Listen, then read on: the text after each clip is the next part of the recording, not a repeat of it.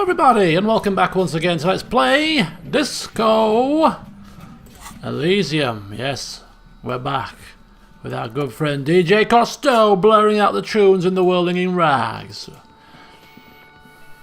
Okay, so we start today's session like we started the last session, en route to speak with Classier. Now I kid you not, my next door neighbour has been pottering around outside all day. I'm recording this about sort of 10 to 4. You'll be seeing this hopefully around about sort of 7:30, 8 o'clock this evening, Monday. And yeah, not a sound. You can hear the occasional clank and cling and whatever else he's been doing. And then I literally sat down, pressed the record button, and he's now doing some kind of drilling. I don't know if you can hear the whiny noise in the background. Of all the times to start, I feel like banging on the window saying, "Can you just be quiet for 45 minutes, please?" Anyway, apologies if it's off-putting, but I can't do anything about it. Gracia! It's always good to see you. Oh, don't play all Miss Innocent with me.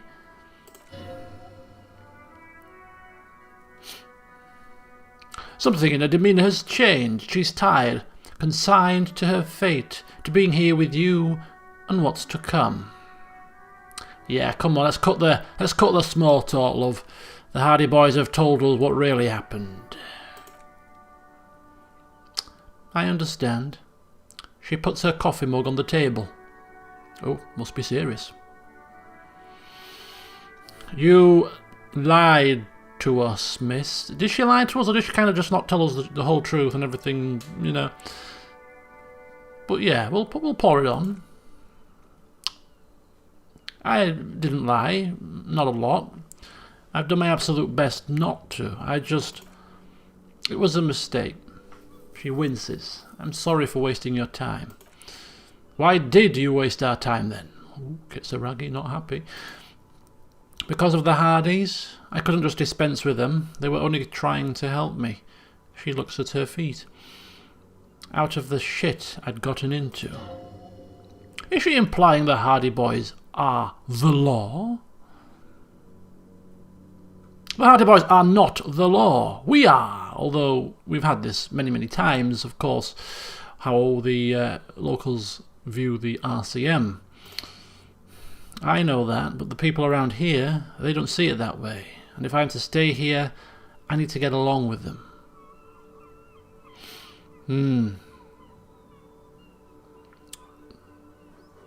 Hard line? Not so hard line. Do you know what? Fine. She still has it over us that we hit on her, you know. Pulled the old face. That's fine, yes. As long as you don't continue to lie and we get the whole truth and nothing but the truth from this point forward, then we'll forget the runaround you've just sent us on for the past few hours. It's fine. I am not. Oh, of course you're not. There is more here, miss. You're right. There's more. More, you say? You answer to the coalition government, and by extension, the moral intern. She reaches for a new cigarette, briefly glancing over her shoulder to the sea, as she's done time and time again. A grand expanse of water reaches over the bay and to the horizon, golden grey in the noon light. But what lies beyond it, as our mind begins to wander, as Kitsaragi drones on in the background? The Pale, the Mundi Isola, the Occident, and then Oranyi, the old, old world.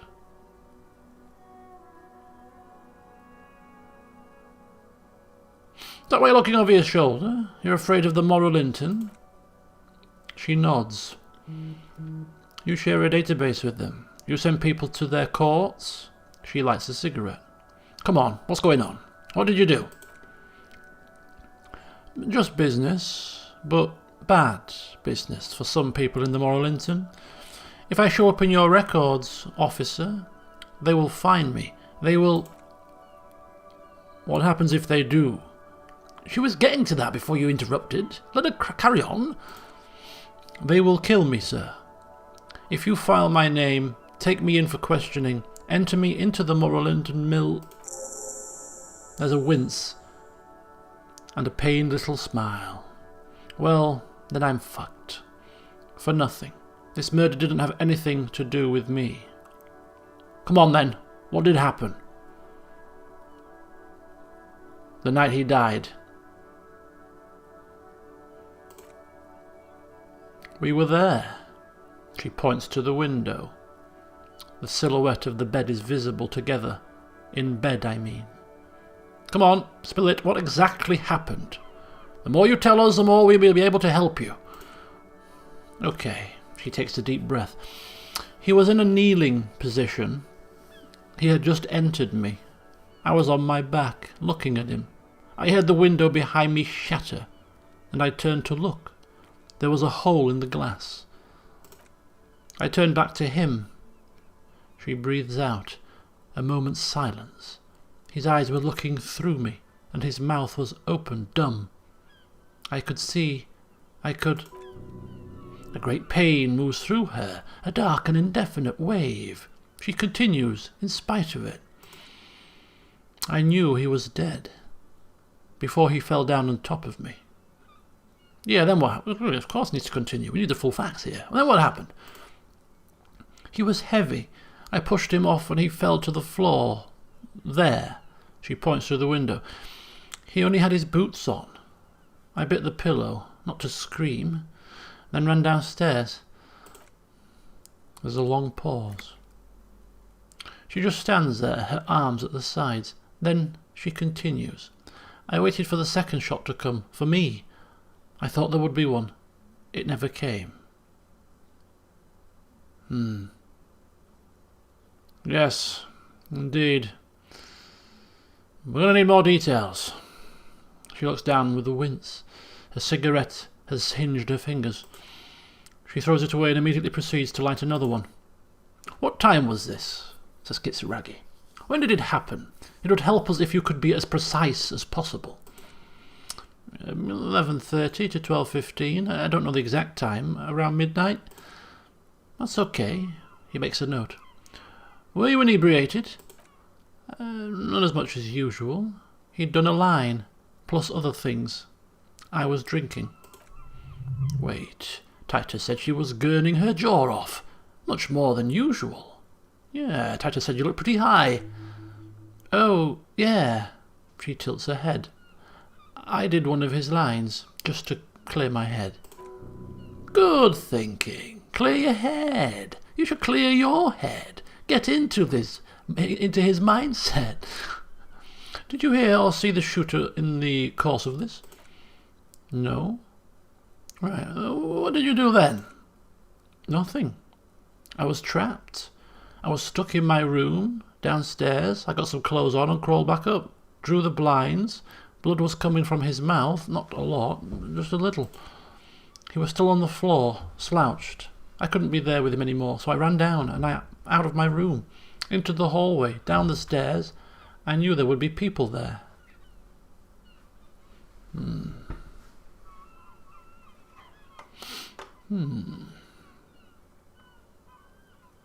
What happened after you ran downstairs? Sylvie was tending the bar. She looks down. A lot of people were there. The Hardys were at the table in front of the stage. I think the Union box was full. Ruby was there too. They were having such a good time. She pauses. I sat down and they all welcomed me. And I didn't even have to say anything. Ruby knew something was wrong. Ruby? Who is this Ruby?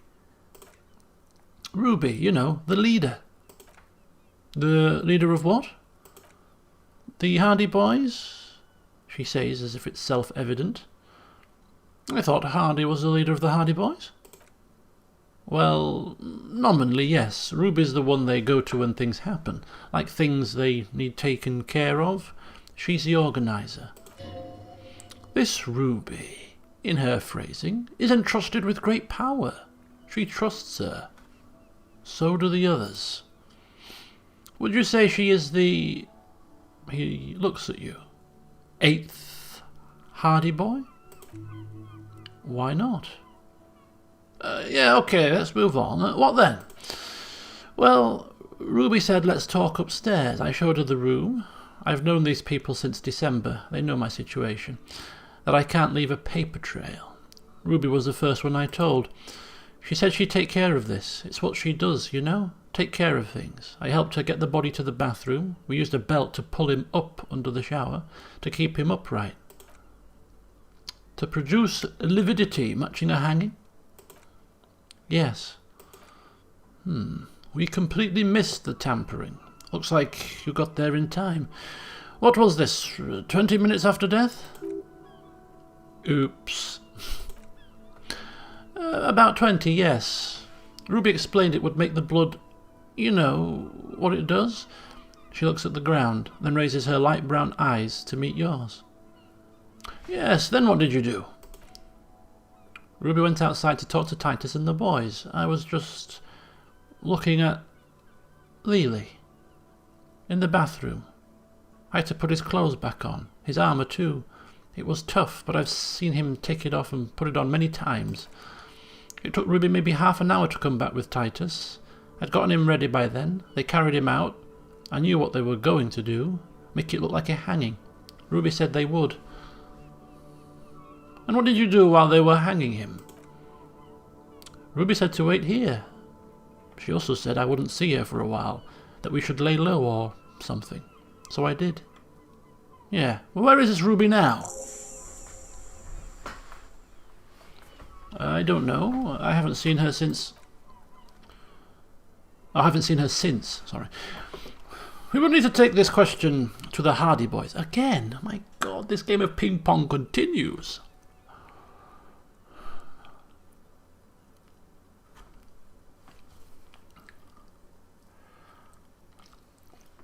Okay, so when it happened, did you hear a gunshot? When he was shot, she thinks. I may have, I don't know. I couldn't hear anything over the glass exploding. And when was that window changed? Last week. Angus and Titus's brother, I think he's called Tibbs, took care of it. She takes a drag. We should have a look at that window. Reconstruct the scene. It's right here, so near.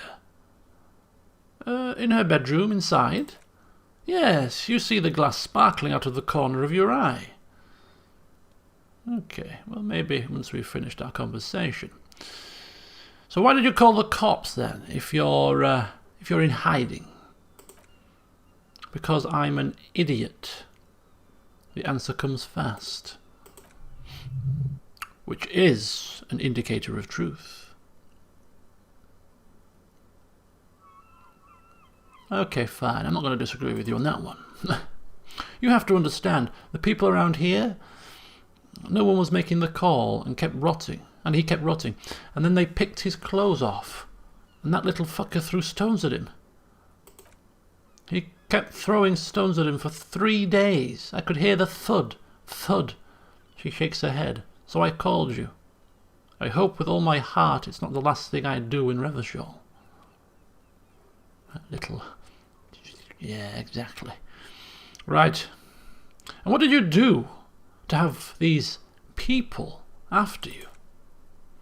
It's not nice, but it's not illegal. Not here in Revachol, or even in Aranye. What exactly did you do? Industrial espionage. I joined a business collective with the intention of betraying them. I did my job well enough to be asked to do it again. With a bigger company. The kind you really, really don't fuck with. I took their ledgers, 2 decades worth of accounting. He taps on his notebook. I knew the names of the companies involved and who hired you. The job was Loose Doing County Savings Bank. They sound small, but they're part of the Luxcap conglomerate. That was the second job. The first was some printer company. You wouldn't know them. As to who hired me for this job, I don't know, but they're after me too. Along with Luxcap and their friends in the MI, she breathes out heavily. Once you're done in the competitive intelligence circuit, you don't have allies. You're radioactive.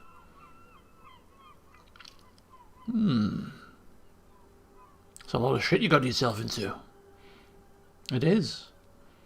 Many people lost their jobs, not just C-suite ordinary people. What I did to get accounting? She shakes her head at the thought. A lot of people get hurt, she concludes. But that's just more of my shit you shouldn't have to deal with. You're solving a murder. Could the people after you have killed him? That's the first thing that went through my head when I heard the glass break. And? I thought they'd found me. They've killed him to punish me. All last week I've tried not to talk to anyone or be seen with anyone. She looks at a cigarette. So they wouldn't be hurt. I've come to understand, however, this is paranoia. What happened didn't have anything to do with me. Either way, it's something to consider. Let's keep the options open. We can't go after Luscap. Not yet. There are other saner leads. I don't ask you to, Lieutenant. If there's one thing I know, it's that you'll get nothing from there. Right, I just have to ask the question. Did you kill him? What? She gathers the last vestiges of her strength. Why would I put myself through this? Insanity. Get myself cornered like this. There's a silence. The wind picks up. He wouldn't have died if it weren't for me. I know that. But I would never hurt him. Rage? Who knows the dark currents where lovers go? All kinds of crazy things happen when drugs are involved. Sweet, sweet drugs. Yeah, well, downstairs people have this crazy idea that you killed him. I'm sad to hear that. They must have said it in some fit of frustration or under pressure. They couldn't have meant it. I've talked to them after it happened. No one has implicated me. She's getting scared now. Of you. The downstairs people. All of it. Yeah, well. Let's leave it for now. I don't think she's done it. She's told us she hasn't. That's good enough for me, despite the fact that she's lied to us already on more than one occasion, but it's fine. I think we're done here. She nods silently. She doesn't even smoke, just picks up the cold coffee and holds it in her hands. The lieutenant glances at you, then at the door. He's thinking, are we done here?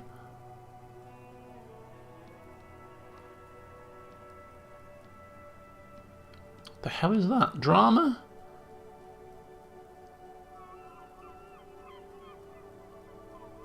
Well, we ain't going to get that checked past, are we? I doubt it. No.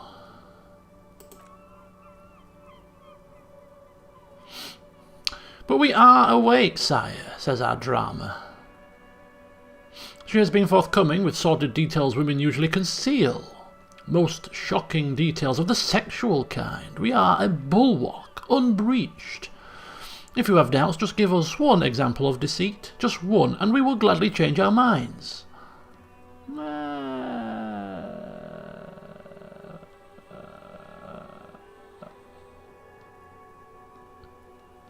Just a proposition. Could the lurid explicitness conceal something less sensational, but more illegal? Who is this personhood picking these seditious options? Can't you see the detective grows weary of your malcontent? Are you talking to me? Stop staring at her eyes and say something pertinent to the case. This is making you look like an amateur. Looks like the one's not waking up. You'll have to do it without pushing her further. At least for now. No, I think we're done here. We'll return to this later.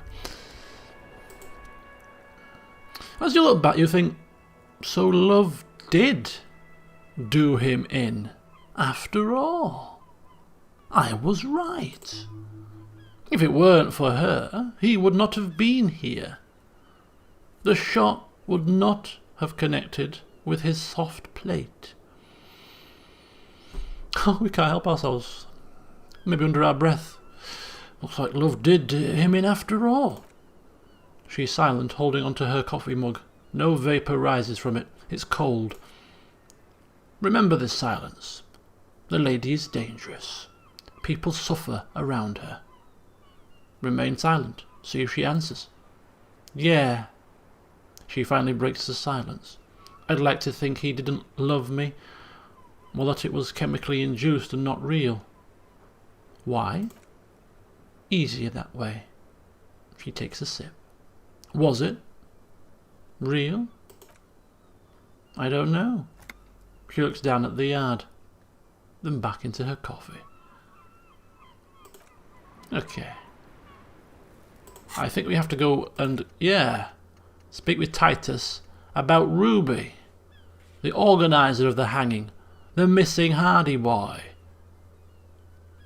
Have we fully explored the whirling, analysed the site of the murder, truly and thoroughly interrogated Classia? All this might make convincing them easier. I think we've done a good job so far. I think we're ready to rock and roll. I think we're ready to confront him. I think we're ready. Okay. Oh, I've accidentally used a set of pills there. Popping pills to get ready for the conversation, are we, Costo? Without me looking? It's you again. What is it? Right. I've spoken with Classia, and now I need to talk with Ruby. Why? He leans back and regards you with curiosity. Let's tread carefully here.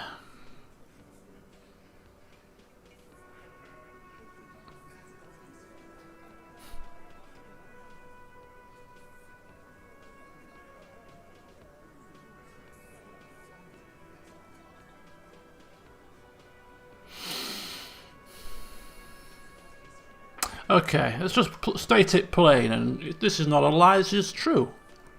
I'm going to level with you. She's the next link in the chain that leads me to Lily's killer. Sounds like you're making her a suspect in this. Not on my watch, you're not. Ruby's one of us. We're not going to throw her under your Morillington steamroller. Fuck that shit. Oh, and fuck you too, moral so-and-so. He throws a glance at Titus as the last syllable leaves his lips. The big guy sighs. Ruby is missing. If you hide from the police in a murder investigation, you become a suspect.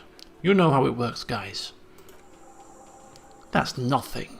That's just legalese. You don't even have a sound theory. He crosses his arms. I don't want to be rude, but we're trying to get some R&R here. Think you could fuck off now?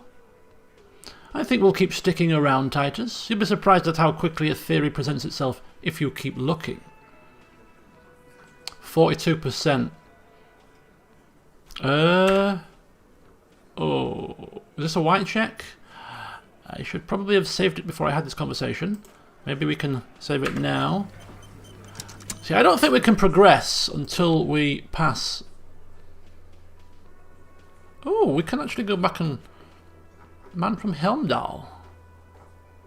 What the hell has happened to my mouse cursor? Right, okay. What did we see what check that was? Have we got anything to help us? Logic check. Impossible. Nothing's impossible, buddy. Nothing's impossible. So logic. We have a thought that's taking away from our logic at the moment, I seem to recall. Just give us a second here. Some kind of superstar. -1 logic. But that's permanent. We can't do anything about that in a second. Right, so it's just going to be down to clothing then. So any logic clothing would be nice. +1 to logic from our Intersolaria dress shirt. Lovely, okay. Any other logic clothing that might assist us here? Our rather stupid hat. Naturally. I think he'll just give up the answer because he's dying of laughter. And logic glasses. I bet we look an absolute complete and utter fool right now. All we need to do is put on this damn thing, and we're ready to we're ready to get him to give up the answer due to struggling to breathe due to hilarity. Right. Okay. +3 to logic. Okay. Right. You made me get dressed up like an utter fool here, Mr. Hardy.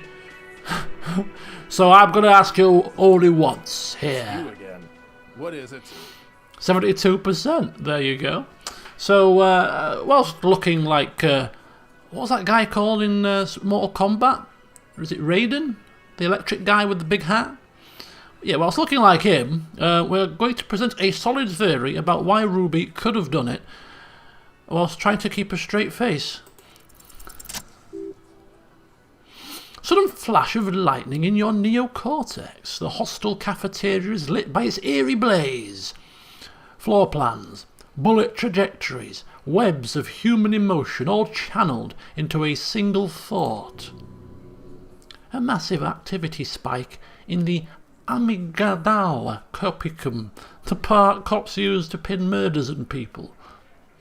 Why are you so sure Ruby didn't off him?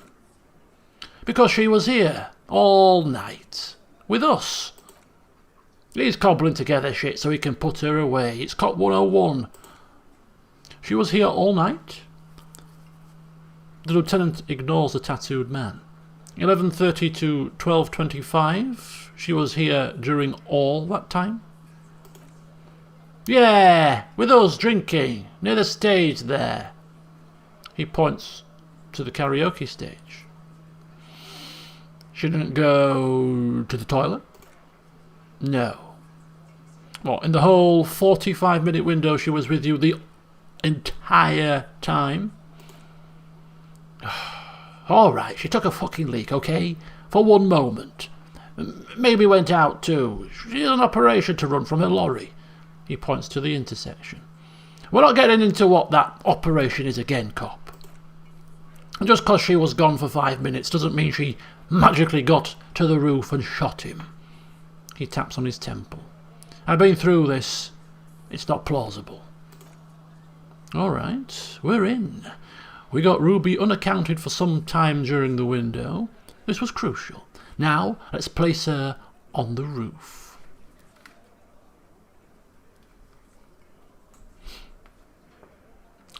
There is a secret route in the kitchen that leads straight to the roof, you know. How? He looks sincerely curious. And a little, just a little worried. Through what looks like an abandoned pinball workshop. People say there was a pinball arcade here, sometime before the hostel. What was it called, Theo? East Delta Pinball Arcade. The old man coughs. Weird place, went bankrupt. Okay, but... The man looks around. How'd she get up? There's no room for a staircase in this building, or an elevator for that matter. The elevator is outside the building. It's an old dumbwaiter used for moving pinball machines up and down from the workshop. Yes, and from there a door leads straight to the roof. You can just step outside. Ruby could have gone up, shot him, come down, all under 7 minutes. That's quite the theory. He turns to Eugene. We need to have a look at that secret passage, boys. I'm on it, boss. Right when the law clears, me and Angus are going up there. It's a dumb waiter, not an industrial lift. How about I go instead? Shush now. He turns to you. You got something else to back this route up, or is that it? So have we firmly established Ruby could have had access to the roof where the man was shot?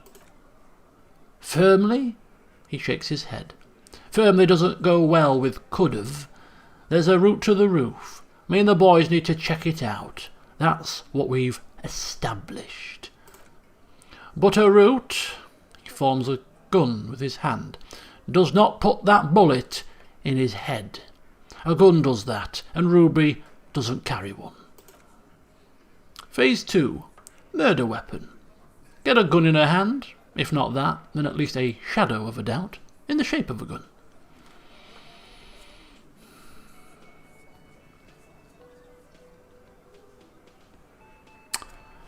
The local pawn shop sold my gun, my lost gun, to a woman. Maybe it was her. I mean, what does the antique rifle prove?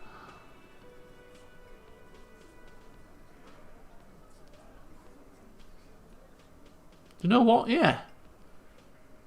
There are weapons like this just lying around in Martini. It's not very difficult to get hold of one. That looks antique.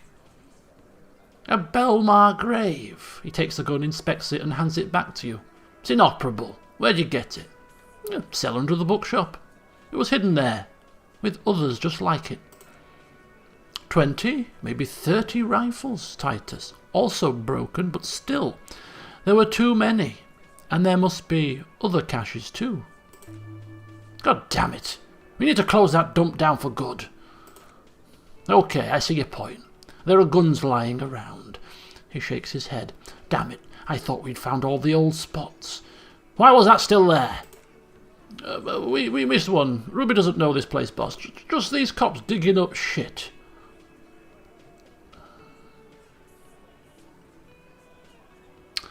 Yeah, the local pawn shop also said that they sold my lost gun to a woman. Maybe it was her. You lost your gun? Oh, didn't they know that bit? Oh, oops. Oh dear. Big mouth. The blonde man is taken aback, not even laughing. What an idiot. The big man leans closer. Tell me, did you lose it before the murder?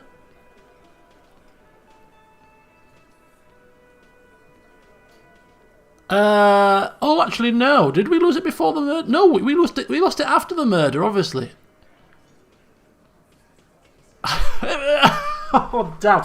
That was rather foolish of us, wasn't it? Engage brain before open mouth, Costo. You didn't. And Ruby didn't use your lost gun to kill him. Oh, yes, that's a good point. Stop thinking about your lost gun, damn it. You'll get a heart attack. This was merely a thought exercise. He did not lose his gun. Let's move on. Oh, that's ridiculous. Okay.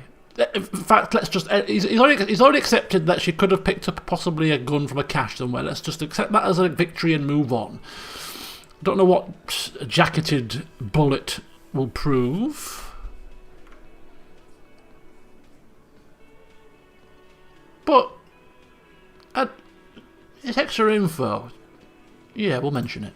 So, the man shrugs and looks at you. So it had to come from a breech-loading rifle. Military grade.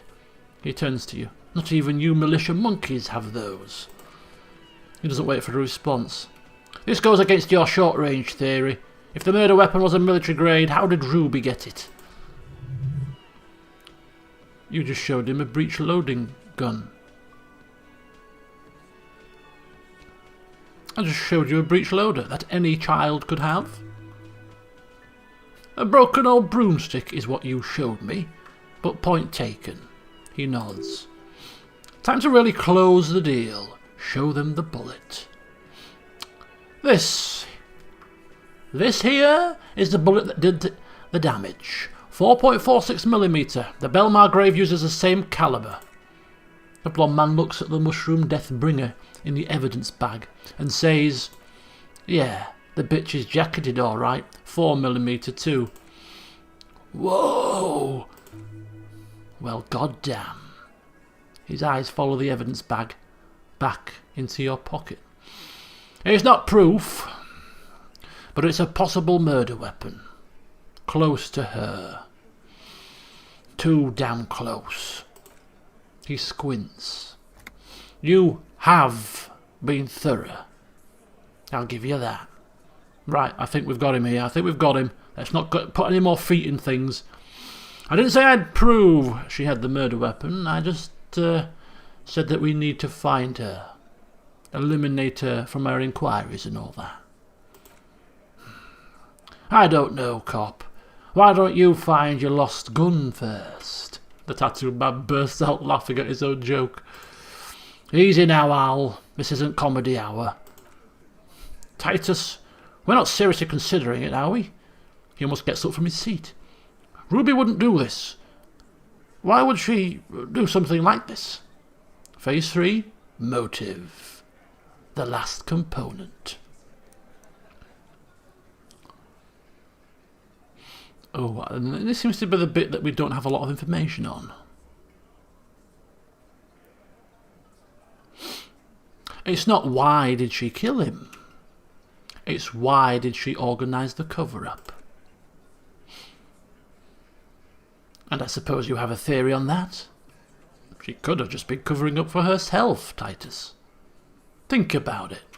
Why go through all that effort? It was her idea, wasn't it? The hanging. You went along, but she suggested it. The little man squints, his eyes beady.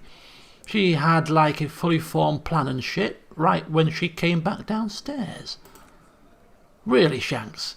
Class, you wanted to talk to another girl, that's all. She was just the first one up there. I could have come up with that plan if I'd been first.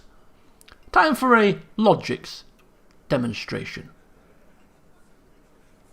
Right then, Eugene, let's assume that you did in fact kill him. He scoffs. Think. You kill him. Get up there, shoot him, get down. Would you prefer to go on trial with your friends as part of a lynch mob, or alone for committing murder? The man is silent. Cat got his tongue.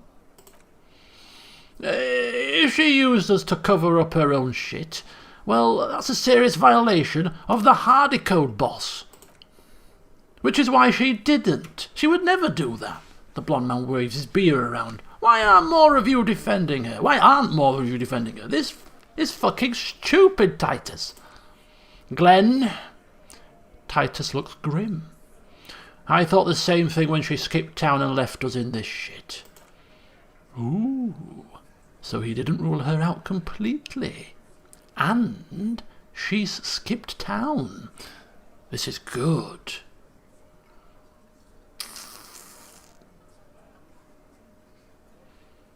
I mean, these two don't make sense. You know what? I think we've again got him thinking. Let's just carry on. You gotta see it, Titus. Things don't add up. We need to talk to her. Silence. He looks around the room. The old man in the corner nods. This is the only opinion he cares for. Yeah, I see it. He puts his beer down. There's one more thing I've been wondering about. Ever since you asked me where she is. Add it to your list of suspicions, if you want. I don't know. He smiles a peculiar smile. I don't know where she went. She just up and left. Got real scared too. Wouldn't tell me where. However hard I asked. Wanna know why? Why? She was afraid I would tell you. He looks you straight in the eye. Maybe she was right. By now I probably would. She knew there's evidence on her, and she knew we'd find it. This is typical suspect behaviour. Why fleeing is always incriminatory. Perhaps. He looks out of the window again. Ask her if you find her. It won't be easy though. She's made sure of that. When did she leave? Friday afternoon, when you first arrived. I got word the RCM was in town, then she came in to see me. Told me she was leaving. That's when we had our little conversation. What was she scared of? I told you. You. As in the RCM? No, you. As in the cop with sideburns and the disco clothes. And a hole in his heart. That first. Oh, dear.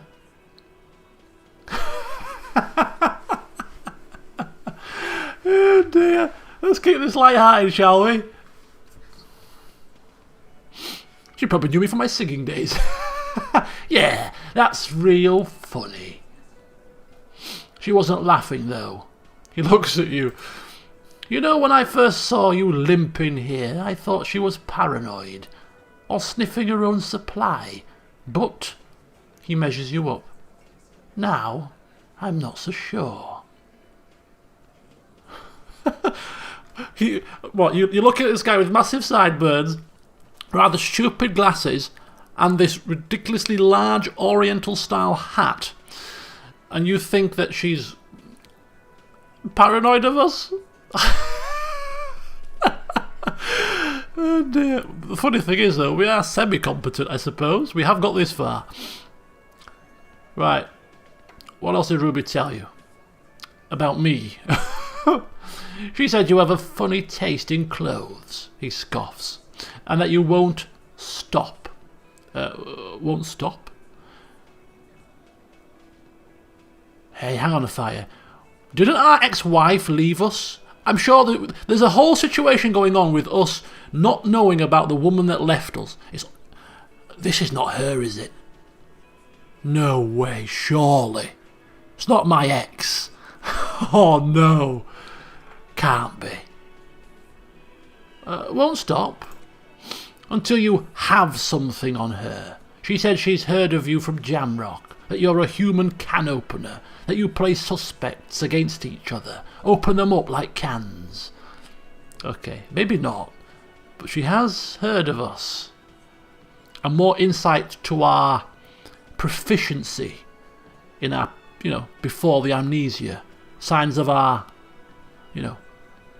superstar copdom, Fucking hell. The tattoo man shakes his head. Titus, did he just open Angus up like a can? Yes, he did. He nods. Now we can whine about it, whack him, or we can go on with our lives. I'm having a go on with our lives kind of day, Al. How about you? It's not an actual question. He nods. Is that true, Kim? Am I a can opener? It just doesn't sound like me at the moment, crashing my car into the sea, losing my gun and my badge. I mean, is this the same person? You are insistent, he nods. Anything else? Anything whatsoever else about me? Yeah, there was something else. She wouldn't tell me, though. I could see she wanted to. It was burning on her lips. This cop, Titus. This cop. But she was too scared. Scared?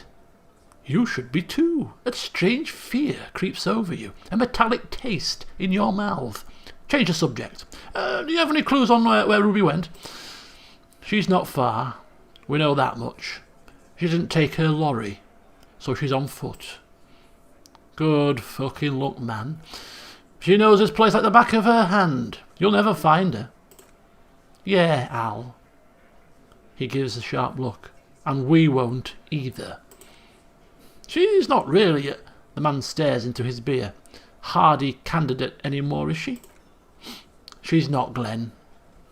Have you looked for her? A little. On the coast. Where have you looked for her, more precisely? More precisely? On the coast. Past the waterlock. He nods southwest. She's not here, so I'm thinking she's there. Okay, anywhere on the coast I should start looking? Sure, there's some shithouses there, cinder block town. The fisher folk there refuse to unionise, so that's one place we haven't looked. I hear they have a shack where junkies sometimes crash. Time for you to step up. Back to the village, ask about Ruby. We'll get down with the local drunks. We're going to do that anyway. We will start there. The lieutenant takes a quick note. One more question.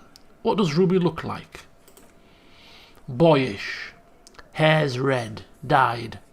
She looks like a lorry man. You know that she's got Ulan frequencies? What would she be doing with those? The what now? I've no idea. He looks around. Boys? She said she's building...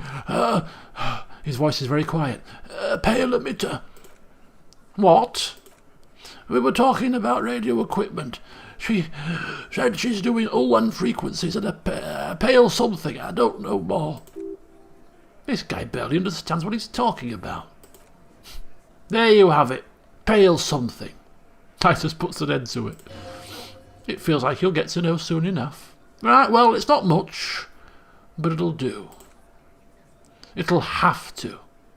He puts his hand out. Oh, blank him.